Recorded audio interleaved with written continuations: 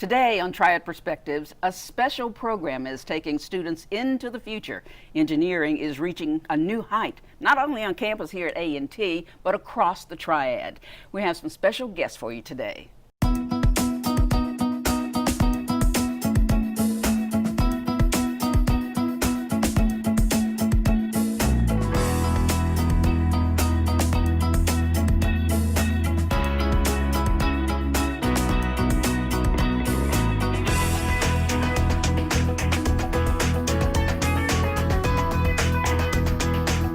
North Carolina A&T State University has always been known for its engineering program, and we graduate hundreds of engineers who are working all around, I won't say the country, but the world. And right here in our own town, Piedmont Aviation has a gentleman who's busy working too, and so we're going to find out more about what they're doing right here at home. Let me introduce you to Sanjay Balakrishna. He is Director of Engineering at Piedmont Aviation. Nice to meet you. Pleasure meeting you, Dr. Hughes. Thank you. And so you know about all the engineers we have coming out of A&T, I suppose. Exactly. Mm-hmm. Yeah. Plenty of, I mean, I don't know how many, but it's an awful lot of them. Mm-hmm. Yeah. It's very impressive. Well, tell me something about the history of Piedmont Aviation.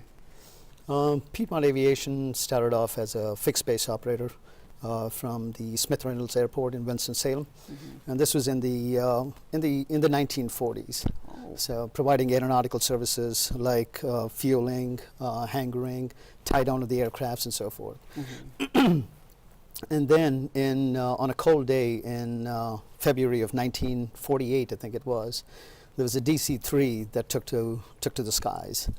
And this was en route from, it was going from Wilmington, North Carolina, en route to Cincinnati, Ohio, with stops in, I think it was in Tennessee, in Kentucky, and several other places. And there was only one paying passenger on this flight. Oh my. Yeah, and this was the founder, Mr. Tom Davis. And he was on the flight with other local dignitaries, and that's when Piedmont Airlines was born. Ah. So, and from that point on, Piedmont became a major threat to U.S. Airways. Actually, in 1984, Piedmont Airlines was named got the Airline of the Year award, actually.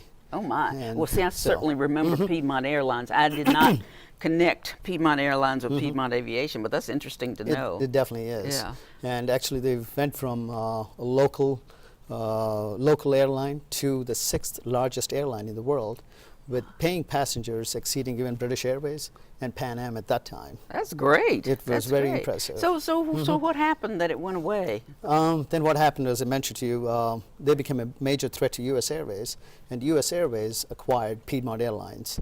And this was in 1989, I think it is. So the airlines division became a part of U.S. Airways, and then they left the FBO side of the business and the MRO side of the business, and that's when Piedmont Aviation Services was born. And we continued as Piedmont Aviation Services, and then Piedmont Hawthorne, which was actually the Carlyle Group, took over the aviation services, and then it was renamed Piedmont Hawthorne. And the present day Piedmont Aviation was born in 2002. Then the vice president of Piedmont Hawthorne and a couple of his friends, took the MRO side of the business and created Piedmont Aviation Component Services in 2002. That's a lot of work, isn't it? A lot of figuring out. that's a present day Piedmont Aviation Component Services. What about the stakeholders in this? The stakeholders, Piedmont has a strong commitment to our stakeholders. Actually, in 1963, Stanford Research Institute defined stakeholders as groups whose support is very important for an organization to be very successful. And we are very committed to our stakeholders. And our stakeholders are the employees, our customers, our vendors, our shareholders, and finally our community. So, and we are committed to our stakeholders. But you're back in the engineering part. Exactly. Tell me what you have to do. Before I get there, I'd like to tell you about our divisions and how I fit into those divisions. Okay. So we have two facilities, one in Kernersville and one in Greensboro. And Greensboro is a newer facility. It's an 80,000 square foot facility, and we are a world-class leader in overhaul of the landing gears for the regional airlines. And we do ATR, support the ATR platforms, the CRJ, which is the Canadian regional jets. We do the Dash 8s, and we recently got into the Embraer 170, 190 aircrafts, which is a newer generation aircrafts. And then we have the APU division, and that's located in Kernersville, and that is a 56,000 square foot facility. And they overhaul the APUs, and we are a Honeywell authorized service center and a repair center for Honeywell. And we recently got into the Hamilton engines as well. Wow. And You keep it engineering busy, was don't instrumental in that. So Yeah, yes. you keep that very busy. So Then tell me about the engineering. So engineering at Piedmont, we're a team of two, and both of us have repair station experience in engineering and quality, and we also have manufacturing experience in engineering and quality. And the way we fit in is from a day-to-day operations, we support the APU operations, we support the landing gear operations, and then we have a machining, plating, and grinding operation as well, and which is basically they support the internal operations for the APU shop and the landing gear shop. And we also support external customers as well for any machining services, plating services, grinding services. Wow. So what we do is, the way we fit in is we support them on a day-to-day basis on development of CAD data, establishing processes, generating repairs and so forth that are outside of the existing scope of the component maintenance manuals, and and day-to-day operations and continuous improvement as well. How do you keep all of that straight?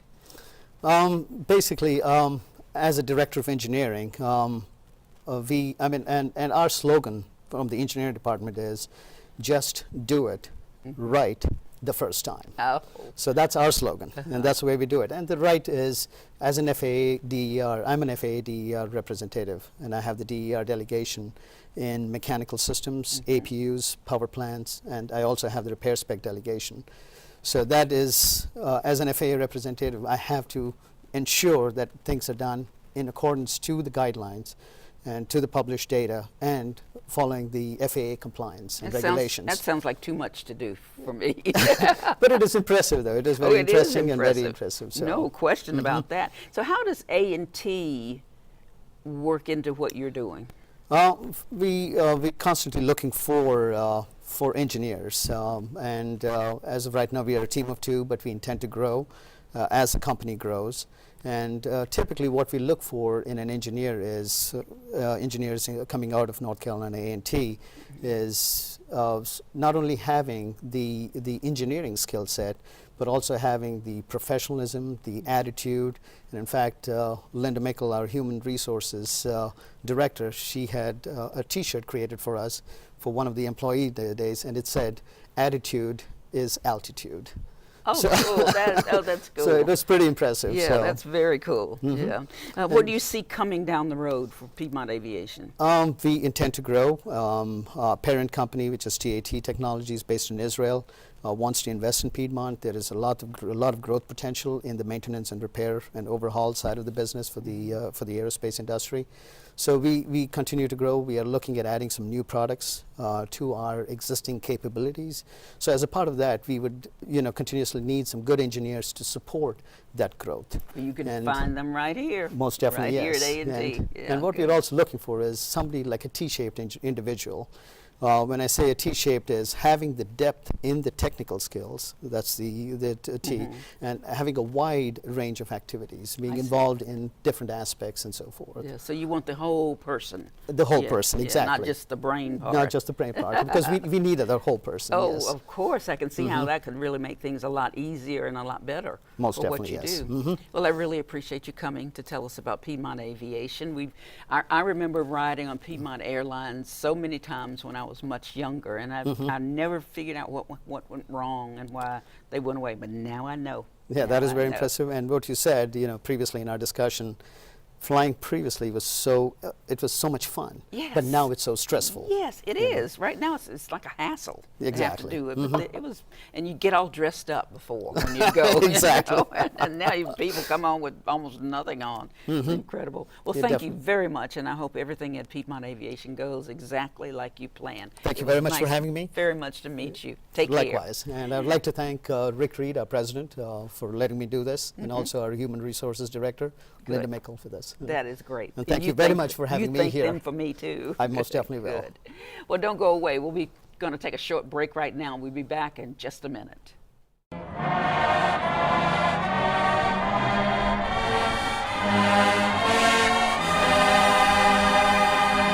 I'm Gabrielle Cook, and this is the A&T Historical Minute.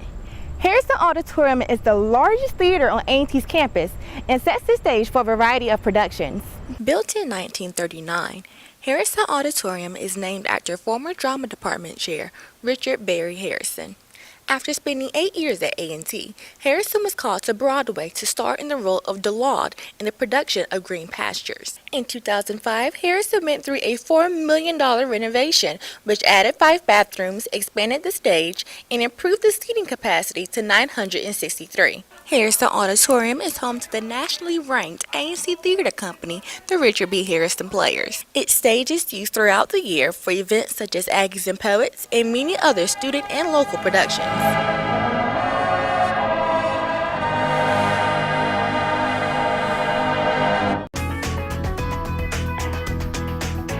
Welcome back to Triad Perspectives. I'm your host, Sandra Hughes.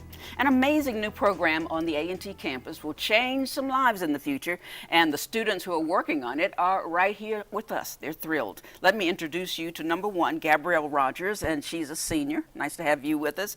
Dion Sharon, who's a senior also, and then Taylor Tucker, the senior. I'll tell you, you're all about to leave us, aren't you? Good. I'm hearing a lot about a program that's called ISE. Is that right? Yes, ma'am. And it's not brand new, but some things about it are new. Explain what the program is. Well, Industrial Systems Engineering is a program that teaches us how to make systems more efficient. So there are systems everywhere. There are systems, of course, in manufacturing and automation, and engineering, education. And we just learn how to make them cost effective, make them more safe for the workers. What do you guys think? Give me an example, Dion, of what she's saying. So, Tell me about one thing you take and change it. So basically, we bridge the gap between technology people in like an environment setting. So one of the internships that I was on, and like many of us were on, I recently was with General Electric for automation. So ultimately, I had to bring multi-million-dollar equipment from a train perspective, which is the inside of a locomotive, and make that system automated. So what it took was for me to engage individuals in General Electric and go reach out from India and Pennsylvania and different parts of the world just to bring them together to kind of get them under one system, one platform, ultimately to make the system efficient. And that saved the company about $50,000, and that's what we do. And it makes my head swim just to hear you talk about that. You give me an example of another program that you do, or Yes. another system you're working on. Okay, yes. So I can speak about my internship this previous summer with IBM, and I actually worked in a consulting role. So industrial and systems engineers, we can really do whatever we want with our degrees. And so I was able to apply my skills being a critical thinker, testing the mobile application for Wimbledon, the tennis tournament. And so I was going through the front-end development and the code and making sure that there weren't any defects in there. And if there were, I was charged to articulate this to the coders and to trace the path and tell them how they could fix it, and then produce a code-free app, or as close as we could. So when you say the system, are you talking about computers? Or Yes, so this system was a mobile application, and excuse me, I'm going to say a defect-free app, but yeah, the mobile applications on your cell phones, iOS, Android, also on websites, so different platforms. So yeah, that was our system, and then that was his system with manufacturing industry. So different industries and business that we can do, but industrial engineers are really everywhere. Yeah, they must be. Could you come over to my house and help me with my computer? Here? How did you decide to major in this major? Well, I actually grew up in the arts, so this was a complete switch. I knew originally that I was really talented in math and science, but what drew me to industrial engineering was being able to reach out to people and directly impact people. Once, like Dion said, we integrate systems with people and technology, all like that. So with my previous internships, both two at Toyota and one with the Department of Defense, the systems that I worked on directly impacted the workers and impacted their health, impacted their physical well-being. So I'm directly changing the lives of people. And I plan to go into engineering education to help people learn better and to meet them where they are. So it's about Sign me up for that. Yeah. Okay. Dion, tell me, if you were talking to a young student coming to A&T for the first time, how would you talk to them about coming into your major? Oh, well, that's probably the easiest thing. For one, Oh. here at A&T, we bridge that gap with, because our department, for one, just industrial engineering, if you want to just talk about industrial engineering, for one, industrial engineering brings apart you to engage individuals, take leadership and take ownership of it, and it takes you to grow as a person, as a technologist, as anyone that you want to be, because there's so many facets that we can adapt to. But just alone from our department alone, out of all the engineering departments, I would say that we are by far the best. For one, because we operate like a family. Anytime I go into Dr. Davis's office or Dr. One Year's office or any of their offices, and I say, hey, I need help, they're there. Or if I just want to talk and tell them something that's on their mind. Or if I'm just even talking to my department chair, which is very busy, I need help with turning down this job offer or accepting this job offer or trying to squeeze some more money out of them. Yeah, that's right. And she's right there helping us hand in hand going forward. That's and right. so it's very appreciative. So what about study abroad? I know that that's a part of what you all do. Have you Yes. had a country that you've been to for study? Yes, I have not been fortunate enough to take a semester abroad. However, many of my peers have, and I definitely follow their travels and live vicariously through their adventures. Some of our peers I know this semester are in Thailand, and there are other countries that students have gone to but have had great experiences, just learning a new culture and adapting and just adding more value to the organizations that they end up working for. So is this something that you have to do, study abroad, or just if you want to? It's not something you have to do, but it definitely enhances your education. We have an exchange program with universities in Brazil, and it helps us to understand, like she said, the cultures and how what they're learning about systems, what we're learning about systems can impact both cultures. So, So have you been? I have not been. I do plan to go to Costa Rica and Italy and South Africa, yes, and be able to take what I've learned to those students. So. Okay, what about you, Dion? No, ma'am, unfortunately, I have not. ROTC has taken that. But ultimately, we just had one come from South Africa. We have some in Thailand. We have a few that went to Brazil. We have everywhere. And although us three have not gone, as we can definitely benefit from the fact of just immersing themselves and bringing it back. Because one thing about our department, which makes our department great and our major so great, is that when someone goes and do something and they're able to bring it back, we all benefit from it, from the simple fact that they share it, and we operate in it, and the whole class will change from it. So where do you want to go? So ultimately where I would like to go is, I originally want to go to Brazil, but I think I'm going to go to Italy soon. So. Okay. I love Italy. I've been, and it's just probably one of my favorite places to go. What about you? Where do you want to go? Yes, I'd love to go to Africa. I would just love to go there and trace my roots, my history, and just learn how they learn industrial and systems engineering as well. Okay, so they in those countries are doing the same kind of work that you're doing here. Is that right? Yes, ma'am. That's correct. Okay, so what's in the future for your program? Anything new, brand new? For our program, I see us integrating, at least from my perspective, more of arts and more of engineering education. That's what I plan to study. And what we're learning now in the field is that, or especially engineering broadly, that you cannot just focus on one thing. You cannot just be technology driven. Our economy is more well-rounded and more international, so we want to integrate with other disciplines so that students' thinking is more innovative and become more impactful with their solution. Well, you can be sure I will be watching the three of you to see what kind of interesting and exciting things you're doing, where you're going, and don't forget you need to work on my computer before you go. Thank you all very much. It was great talking to you. Good, your examples for the whole campus. We'll take a short break now and be right back with more of Triad Perspectives.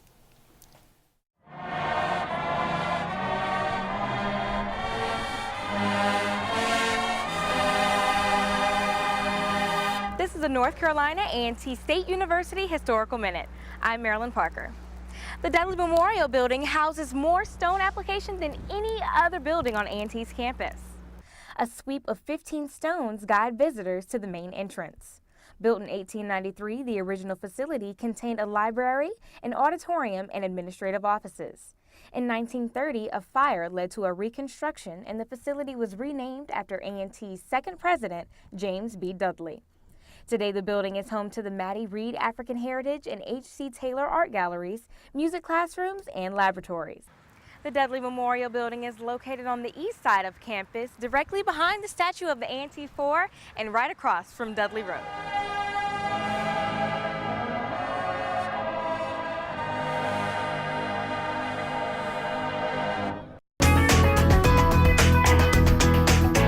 North Carolina A&T is looking for men who suffer from diabetes. The biology department has an initiative that could change many lives. My guests today are professors from the biology department and are here to answer some questions about their work in this particular area. So please welcome, first of all, we have Dr. Robert Newman. Hello. Nice to see you. Then we have Dr. Imogay Ongari, and we have Mr. Ronald Huntley. Thank you. Thank you all for being here with us. This sounds like a big job. What's it about? So we're working under the Minority Men's Health Initiative, which is a project that's funded by the National Institutes of Health, specifically the Institute of Minority Health and Health Disparities. So this is a consortium of historically black colleges, and we have a group of 5 now. And A&T is working on a project that focuses on obesity and diabetes. The other schools also focus on health issues that affect minority populations, and the goal is to engage African American men in research in those areas. Why diabetes? Because the rate and incidence of diabetes is really on the rise nationwide, and this follows trends in obesity. Obesity is the leading cause of type 2 diabetes. As the incidence rises in the world, more and more people are becoming diabetic. And the issue with diabetes is not just being diabetic, it's the other complications you get from there. So that becomes a burden to the healthcare system. It lowers the quality of life for patients and their families. So we really have to focus on making people more aware so they can be in more control of their health and reduce the incidence of diabetes and obesity in their communities. That's got to be a tough job. So how do you find the people that you work with? So there are several routes of recruitment for the project. We've partnered with Cone Health, the Cone Health Care System, specifically the Greensboro Community Health and Wellness Center, headed by Dr. Olu Jagadi. And we've also developed material that we can distribute, such as flyers. Let me hold it for you. Oh, sure, thank you.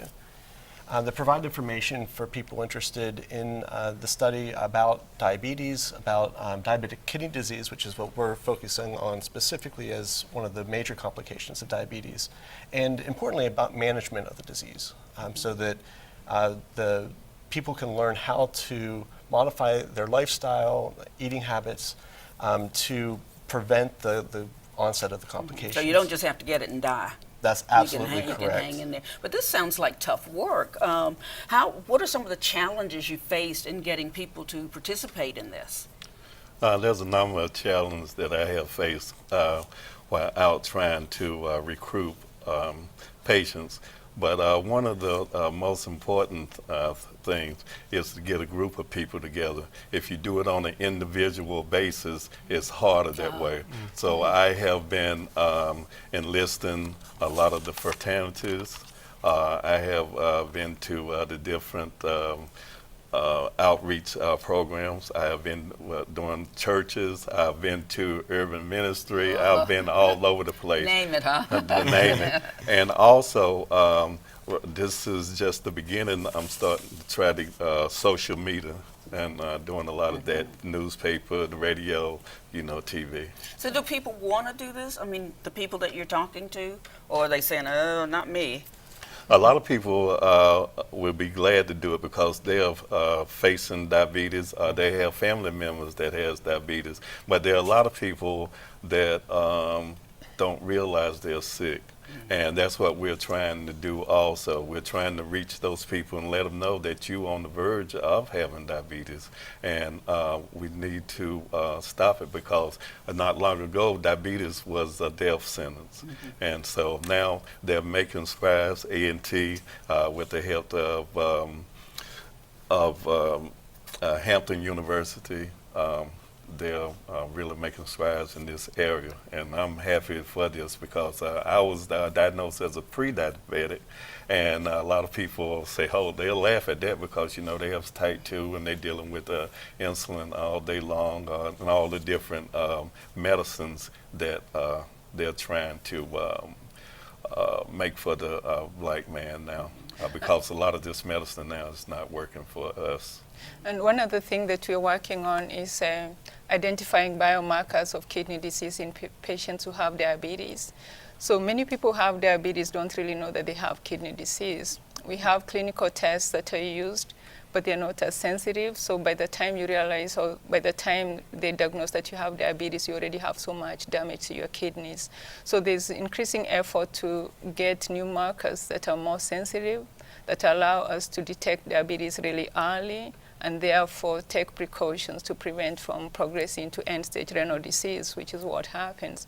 So part of our project is collecting biological samples from African American men who have diabetes, as well as controls without diabetes. Then we use new approaches, mostly proteomic and metabolomic approaches, to identify these biomarkers and see is there something unique in their blood samples or in their urine samples that can be used for diagnosis and also to evaluate the outcomes of treatment that they are getting. So for that, we have the challenge of the fact that we want to get fasting samples and to tell people to wait until they come to you to collect their samples before they eat, even have the transport to bring them to where you have the collection events. It's been a challenge, but over time we figured out how to get more people to come. So if people want to participate in this, how do they step up and say, let me do it? Sure. So we have contact information for people that are interested in participating in the study that can be found on flyers that we have posted around the community. Mr. Huntley has done a great job of distributing that material. Dr. Ongari is probably the primary contact for the study, and so her telephone number is 336-285-2182. Do it again. 2182. Do it one more time. Sure. Her telephone number is 336-285-2182. Okay. For anyone who's interested in participating in this study. We've also worked with the Cone Health System to identify men who have diabetes who might be interested in participating in the study as participants who could provide some of that information about the biological markers. Okay, are women next? Yes, when we get funding, That's yes. the plan, exactly. I'm just sitting here thinking, come on now, pay attention to us women that may have it coming Because along. it takes a family to manage diabetes, because you have to watch what you eat, you have to exercise, and when you have a support system, it works better. So while we are focusing on getting samples from men, we invite women to come to our events. We have educational events, so they're able to get the information they need to know best ways to manage that. That sounds like a great idea. And if we do get more funding, we'll collect samples from women as well. Okay. I'd like to be in that group. So when you start looking for women, call me. I'll come running and see what's going on. And then a lot of times when I'm speaking to the different communities, that question comes up all the time. Yeah. Well, what men? What about us? Yeah, We what have, about me? and I'm finding out that a lot of women have diabetes just as much as the men have. But as I said, we're focused on the men at the moment, and diabetes will affect you from your head to your toe, and then with men especially in other areas. And the only reason we are focusing on the men is because African American men have traditionally been underrepresented in research, biomedical research in general, so we want to increase their numbers. Well, thank you all very much, and I'm very proud of what you're doing with this research, and I can't wait for you to do it with the women. Come back and let us know what happened with the men. Stay tuned. Thank you so much for having us.